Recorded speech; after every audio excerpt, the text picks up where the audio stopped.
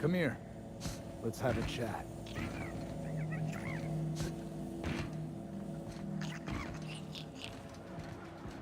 Don't want to chat?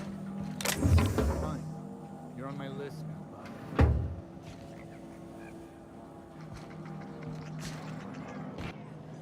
Welcome to the Sprat Shack.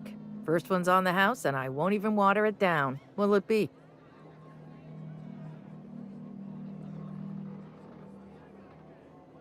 Bottoms up. I assume you're here for salvage.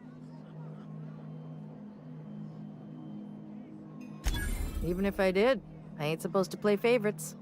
Most of my regulars are sublight scavengers. They pick over the ruins of Gorgon, spend their earnings at the bar, and head back out the next day. Vicious cycle, but that's life. You're the first new face I've seen in a while.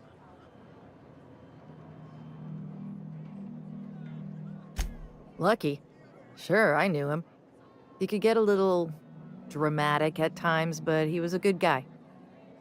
Heard he took on a dangerous job. Spent a lot of time coming and going from the Office of Creative Incubation, just down the road. The way he talked about the job, you just knew Lucky had hit pay dirt. Not that I was jealous.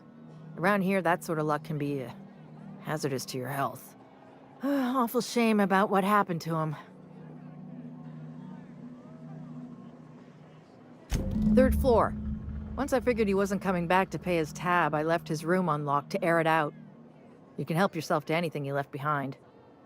Fair warning, I've been letting the regulars use it for a quick lie down. Just wash your hands when you're done. Trust me.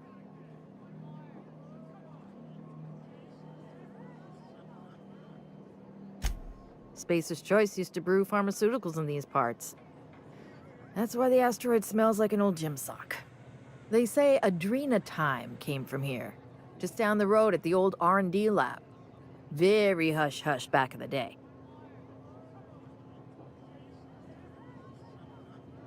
Roscoe might tell you more. He spent some time around here before the bar opened up, and I trust him well enough.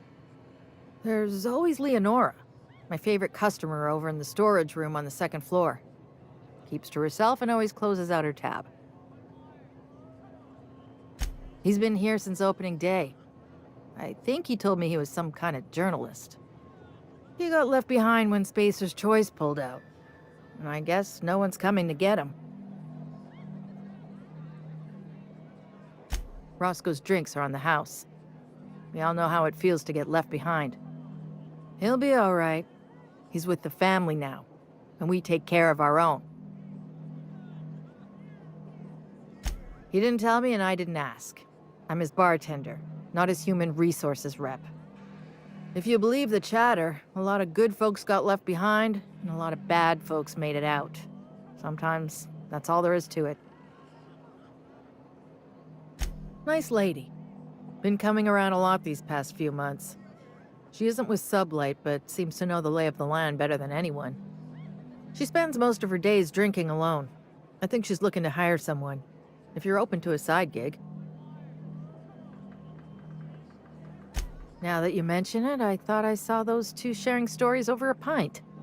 Didn't think twice about it. I don't speak ill of the dead, but Leonora deserves better company. That Lucky was no good for her. What are friends for, eh?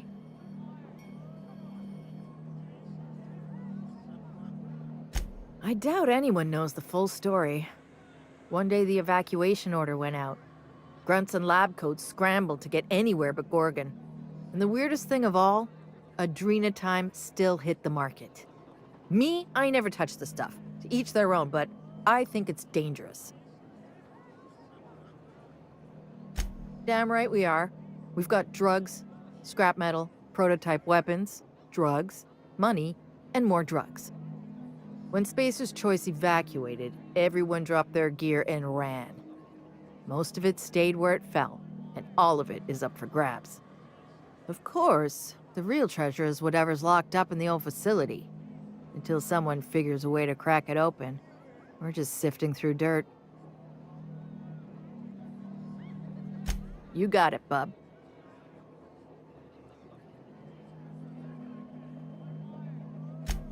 Yes and no. The Sprat Shack used to be a shipping and receiving warehouse during the old Project Gorgon days. When Spacer's Choice pulled their guys off-world, Sublight moved in to salvage what we could, and they put me in charge.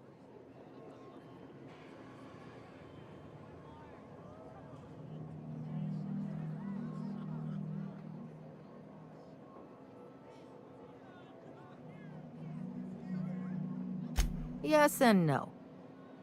Rumor has it there's a Sprat wandering around the Groundbreaker, and he's the legal owner of the Sprat Shack.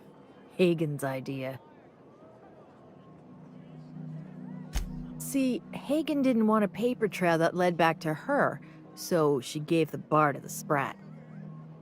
If there were any legal problems with this place, the Sprat would do the time. You think a Sprat could own Edgewater? Oh, imagine one wearing Mr. Thompson's little hat! Anyway, that's what the paperwork says. I don't make the rules.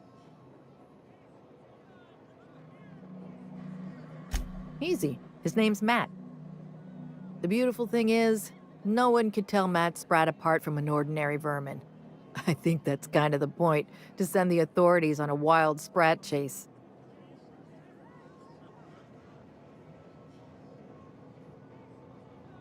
I wouldn't lose any sleep over it. The Sprat Shack's gone through a lot of title holders over the years. As far as business arrangements go, this one's a head-scratcher, but they say it's all above board, so that's what matters. Yes and no. We're doing a lot more than squatting. We're classing up the joint, keeping the riffraff outside where it belongs. They didn't even serve drinks until I arrived. Talk about wasted potential.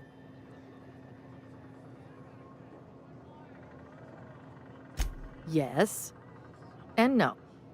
Again, that one was Hagen's idea. She told me that speaking in vague terms keeps you out of trouble. And I don't want any trouble in my place.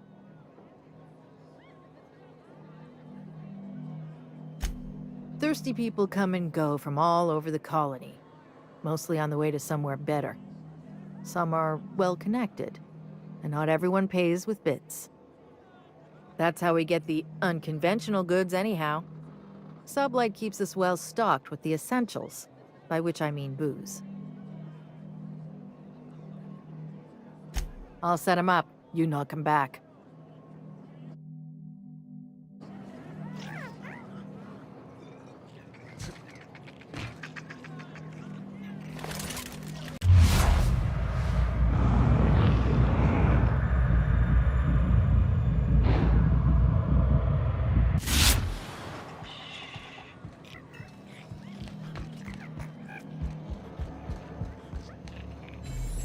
Did you bring the payment? I don't know. You're a humbug, Trixie. That was my salvage, Trixie. You had no right to it then, and you've no right to it now. A disagreement between professionals. None of your business. I risked my life sneaking around Marauders to claim that wreck. And I didn't see your name on it. Now you've done it. Eat fist! All right, that's enough! This is a family establishment! You want to make a mess? You make it outside! But this was personal, Lex. It's a question of salvage. That wreck was gonna make me a fortune.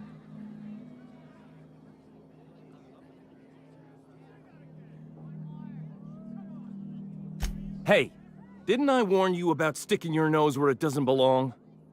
It's the same fight every day. 5 years we've been at this, and we still can't agree on how to properly tag salvage. Now you two listen, this is my place. While you're in the Sprat Shack, you'll sit quietly, or I'll forbid you to come here at all. Is that understood? Here, here. Boys are for drinking. The poor decisions that result are better left outside. Fair's fair. I'll have a stout, and we'll settle this later on our own terms. It's no good to leave a fight unresolved. If I don't do something, these two are gonna be at each other's throats. Would you do me a favor and weigh in as a third party? I can use an unbiased set of eyes on the problem, and an outsider like you fits the bill. Freddy, Trixie, go on and make your case to the generous stranger. I'll start, seeing as I'm the one who's been most wronged in this equation. So, just up the road and due east of here, there's a shipwreck lodged in the mountainside, right? I staked my claim on that wreck. Then I wandered in for a drink. An hour later, Trixie swaggers in bragging about her salvage. Ugh, the nerve of some people.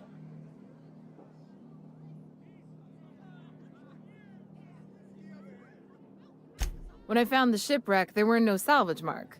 See, the whole area was teeming with bloodthirsty marauders. So I snuck around and added my tag, clear as day so no drunken idiots could claim the salvage out from under me, Freddy. For the record, when I heard the marauders coming, I left. Trixie must have set her mark down after me.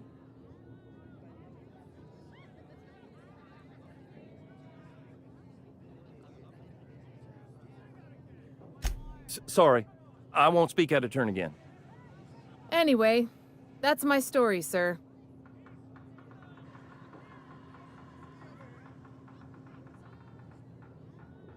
I drew an X in the dirt, with my toe.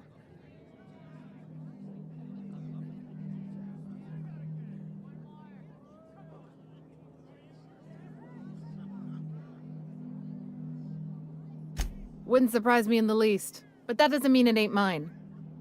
In all my years, I've never heard a more contentious argument. I don't envy your shoulders for bearing the weight of responsibility. You've heard it from them both. So, who gets the salvage?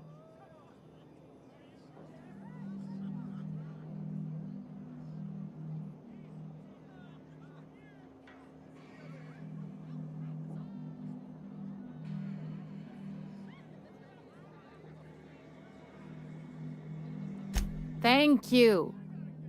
Blah, it's hard to get a fair trial in this sprat-fucked colony. You'll pay for this. I don't know how, and I'm not sure when, but just you wait, and maybe it'll happen. Someday. Here's a six-pack on the house, plus your fee. Maybe now we'll finally get some peace around here for a change. I'll write to Lilia Hagen in the corporate office on Groundbreaker. She'll get some haulers to drag it away. It'll take a while. Nothing happens fast around these parts. But at least the salvage would get a good home. A little too often if you ask me, but that's the sublight way.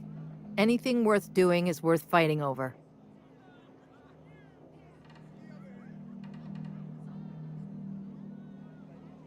Come and chat if you're ever feeling thirsty. That's my captain. Thanks again for the salvage. You're all right, no matter what Freddy says.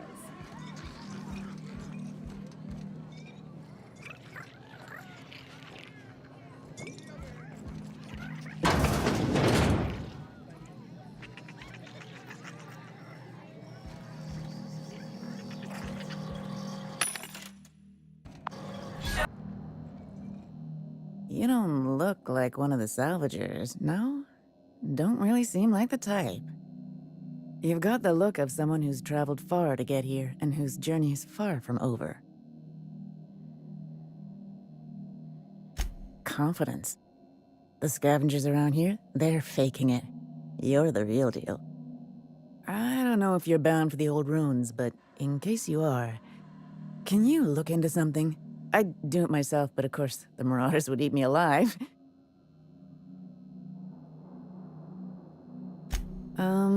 Looking for something out there. Been paying Sublight to help me, but they haven't made much progress. It is to me, but apparently it's junk to Sublight.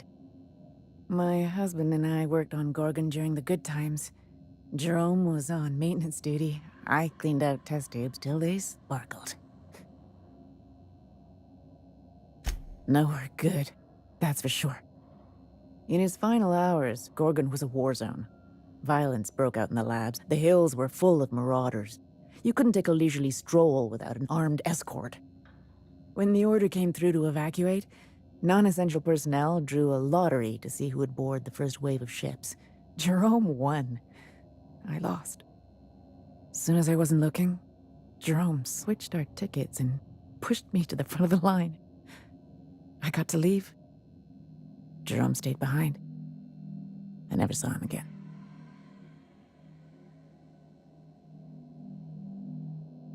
A broken heart, that's what. This place is greedy. It took my Jerome, and it would have taken me too. I just want one thing back. His old hip flask. I gave it to him the day we signed our marriage contract, and he carried it wherever he went. I know it's still here. No point in denying it, he died on this rock, likely torn apart by marauders, unless he took care of himself on his own terms. I don't like to imagine what happened, but I know I have to accept it. You'd really do that for me? Law, and I'll bet you're worth 10 of those sublight sprats. I don't have much, but if you help me, there's a little set aside for the occasion. Jerome used to drink with his buddies in a small kitchen opposite the maintenance shed. Might be a good place to check first.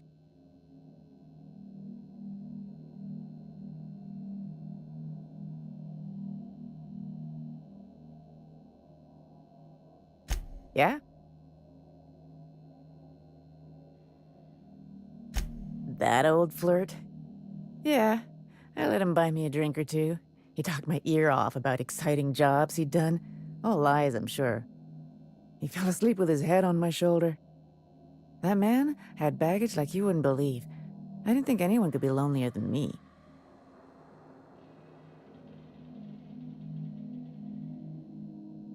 He bragged about having the key to some sort of maintenance area in one of the old buildings.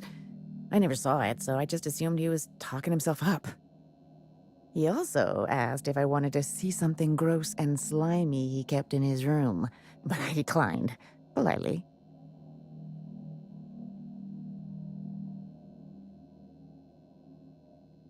He put on quite a front, but I think he was weary, like he'd seen too much and had too little to show for it. Guess we were kindred spirits in a way. Sure thing. My condolences if you two were close. The lab coats kept quiet about the project, but the air was charged with excitement. You could feel it wherever you went. They wanted to change the world. A tenfold boost to worker productivity with no side effects? Who wouldn't salivate at the thought? I don't know what went wrong, but when the shit hit the fan, it sprayed everyone in its path, including me. Supplies came in. Deadly camp. Holy shit, a fresh face. Haven't seen your like in years. Don't know what brought you to the most dangerous corner of this solar system, pal, but you're welcome here. Oh, you talked to Lex yet? She tell you to keep it civil? You wouldn't guess to talk to her, but that lady's got a mean left hook.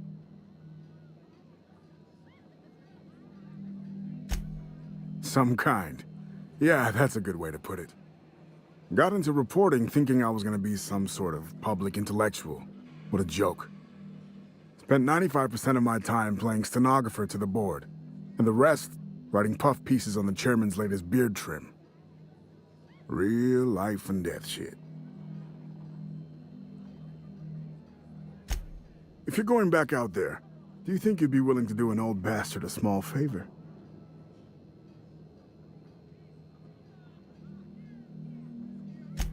Dr. Wells ain't that old, Captain. Well, I've been trying to get away from this rock for 5 lobby-fucked years, but I can't stay gone.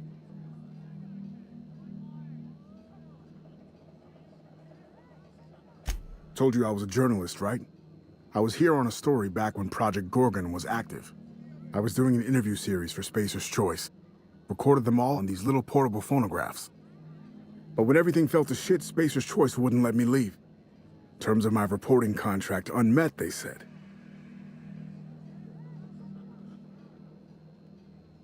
Right on the money. Look at me, I'm no fighter. I've never even touched a gun. But you're just the right amount of rough around the edges. Help me get my recordings back so I can finally get the hell out of here.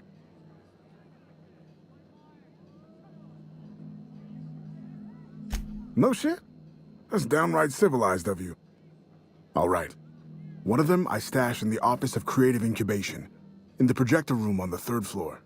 I gave another to my friend Birdie to keep in her apartment, just outside OCI's upper entrance. You'll find another in the chem lab. It's in the main lab storage room. The final one is in Human Inquiry and Auditing. It's tucked behind a pipe in Observation Room B. What with the test subjects running loose, the researchers were surprisingly unobservant. Strength to your sword arm, friend. And thank you.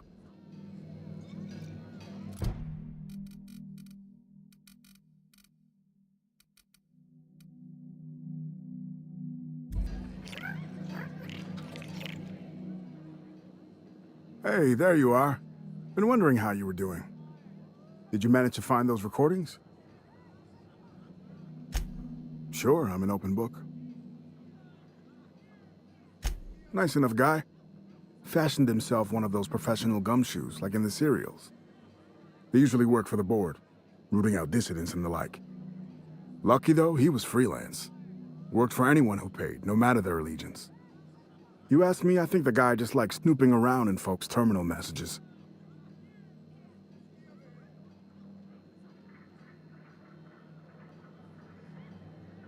Next to nothing. He preferred to keep a tight lid on things, more dramatic that way. Not that he needed to keep secrets. Folks down here don't give two shits about anything but bits and beer.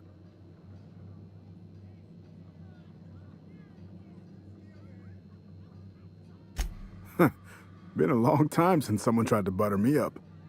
Can't say I hate it. So sometimes Lucky'd get deep in his cups and start going on about the ghost of Gorgon. But I didn't think anything of it. Guy also liked to say he could pop the cyst off a cysty pig at 100 paces with his eyes closed. Frenetic, chaotic, vicious, take your pick. I wasn't here at the start, but going off what folks told me about the early days, Gorgon started out with promise. The board's best and brightest were excited to work here, said it was a good posting. The project director had a vision and big, bold ideas. Nothing good lasts long in Halcyon. Thing is, the schedules coming out of the corporate office were unrealistic from the get-go, and they were trying to do the project on a shoestring budget. Couple that with the obvious personnel problems and toxic junk in the product, it was only a matter of time before it all went to hell. Sprat Shack legend has it they crawled out of the mines one day. Heard one fella suggest they might even be aliens. I think Halcyon wants us dead. Look at Monarch. The planet's pure poison. Folks can't eat the food that grows on Terra 2 without getting sick. Who's to say it's not something in the dirt or the water? I don't have proof, mind. It's just a hunch.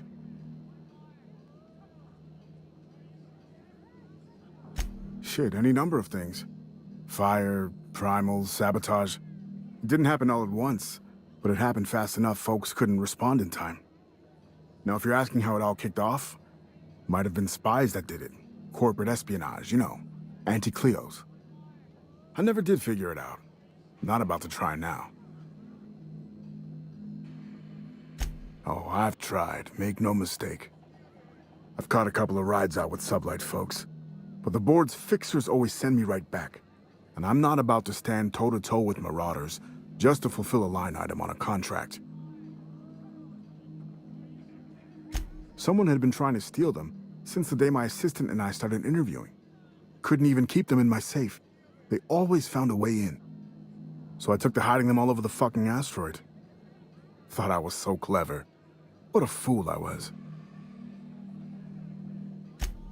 Adrenatime, I'm sure you know it, was a drug, something to make folks work harder, work smarter. Had a lot of nasty side effects. Didn't seem so bad to me at the time, but then I hadn't met the test subjects yet. The whole thing was real hush-hush. A lot of worry about corporate spies, especially from Anti-Cleos. I probably shouldn't even be mentioning it to you, to be honest. Spacer's Choice? They're really not fond of spies. Fair point. Not even spies like spies. Not much, except that there was a whole gaggle of them, and so far as I could tell, they absolutely hated each other. Dr. Ambrose would hardly let me speak to any of them, but she complained about him all the time. Everything seemed like. Marion Blakesley, for example, lady who ran HIA, wouldn't return any of her messages. Not once, for years. Jasper Lowe, guy who headed up Chem, was high more than he was sober. He insisted on running special tests on primals, too. Law knows what for. Dr. Ambrose really had it out for this guy Lawrence Goodfellow. Ran OCI. Would lose his shit if he saw red on a schedule. By the end, I heard folks were turning in completely bunk progress reports just to keep him out of their hair. Had this little minion, too. An actuary named Clarence Mosley. Obsessed with quantifying every detail of his sad little life. Mosley was the guy who got me mixed up in all this. Asshole. I hope a primal ate him.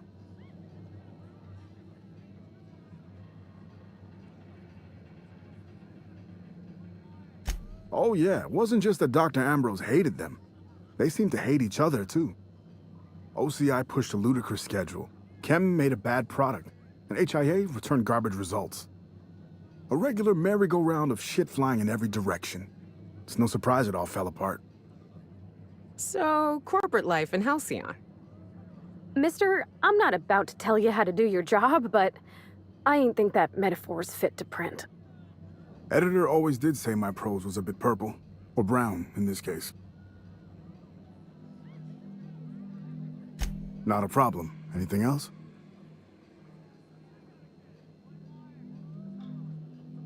Of course, I won't be going anywhere, so, take your time. Did you manage to find those recordings? Be safe out there.